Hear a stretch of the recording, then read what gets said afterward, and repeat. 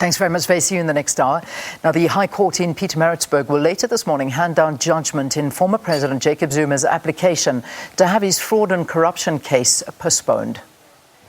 Yesterday, his lawyers argued that the virtual hearing of his case would compromise his right to a fair trial. But the National Prosecuting Authority dismissed that as another of Zuma's delaying tactics.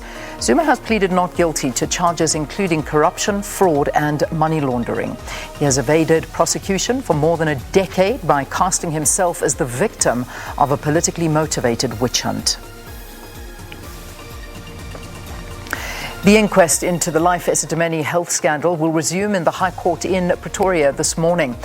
Former Life Esidimeni CEO Dr. Morgan Mkhatshwa is expected to take the stand today. 144 mentally ill patients died after they were moved to non-compliant NGOs. This followed the termination of a contract between the Gauteng Health Department and the Life Esidimeni Group in 2015 due to financial constraints. People died allegedly from neglect, dehydration, torture and hunger between March and December 2016.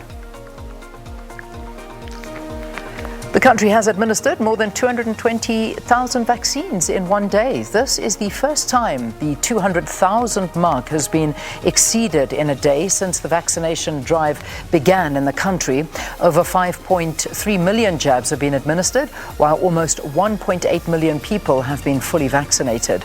Meanwhile, the National Institute for Communicable Diseases has reported 7,209 new COVID-19 cases. This increase represents a 27.3% positivity rate. The death toll now stands at 67,080 after a further 221 COVID-19 related deaths were reported in the last 24 hours.